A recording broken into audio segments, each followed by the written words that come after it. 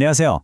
일본 정부가 내린 한 결정이 어쩌면 나라 전체를 국제사회에서 외톨이로 만들 수 있다는 주장이 나왔습니다.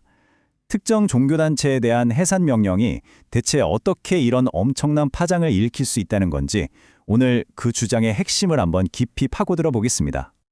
자, 일본이 정말로 국제적인 고립에 직면한 걸까요? 오늘 우리가 살펴볼 분석은요, 바로 이 정부의 조치가 일본을 세계 무대에서 굉장히 위험한 길로 이끌고 있다고 아주 강하게 경고하고 있습니다. 도대체 왜 그런 건지 지금부터 하나씩 살펴보시죠.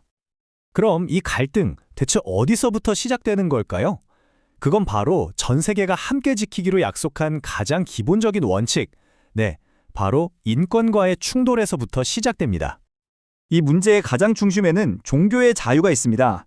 중요한 건 이게 단순히 한 나라의 법이 아니라 국제법으로 보장되는 우리 모두에게 적용되는 보편적인 권리라는 점이죠.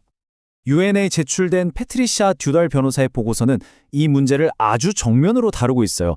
일본의 해산 명령이 국제사회의 약속인 자유권 규약 제18조를 직접적으로 위반하고 있다는 건데 이건 정말 심각한 주장이죠.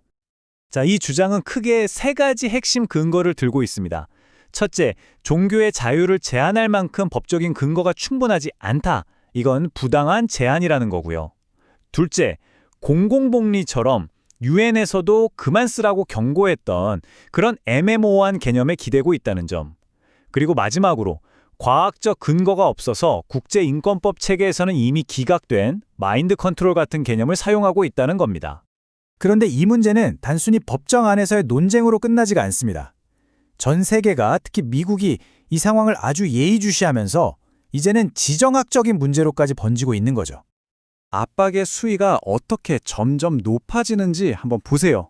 이 타임라인을 보면 트럼프 행정부가 전 세계의 종교 자유 문제를 그냥 인권 이슈 정도로 보는 게 아니라 동맹국을 평가하는 핵심 외교 정책의 잣대로 삼겠다는 아주 강력한 신호를 보내고 있다는 걸 알 수 있습니다. 그리고 이 비판, 그냥 아무 데서나 나오는 게 아니라 최고위층에서 직접적으로 나오고 있습니다. 백악관 신한국장의 입에서 나온 종교의 자유에 대한 침해라는 이 한마디는요, 단순한 의견 표명이 아니라 강력한 정치적 경고라고 봐야겠죠. 여기서 한 걸음 더 나아가서 벤스 부통령의 발언은 훨씬 더 직접적입니다. 종교 자유를 존중하는 나라와 그렇지 않는 나라를 구별하겠다니, 이건 이 문제가 곧 미국과의 외교 관계에 직접적인 영향을 줄 수 있다는 걸 암시하는 거나 마찬가지예요. 자, 이제 이 논쟁의 무대가 국제사회에서 일본 내부로 옮겨옵니다. 이번 해산 명령이 일본 스스로가 내세우는 헌법 정신과 정면으로 부딪힌다는 그 모순을 콕 집어내는 거죠. 이 지점에서 아주 극명한 대조가 드러나는데요. 한쪽에는 국제사회에서 명예로운 지위를 차지하겠다는 일본 헌법의 원대한 이상이 있습니다.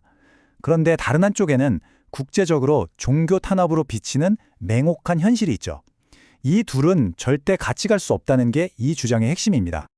특히나 이 조치가 전후 일본 역사상 처음 있는 일이라는 점이 굉장히 중요합니다. 개인 간의 금전 문제, 그러니까 민사상 불법 행위를 이유로 종교법인 그 자체를 해산시키는 건 전례가 없던 일이거든요. 그렇기 때문에 전 세계가 지금 이 판결을 뚫어지게 쳐다보고 있는 겁니다. 이건 정말 섬뜩한 질문을 던지게 하는데요. 만약 한 단체에 이런 일이 일어날 수 있다면 앞으로 정부 마음에 들지 않는 어떤 종교단체든 다음 차례가 될 수 있는 거 아닐까요?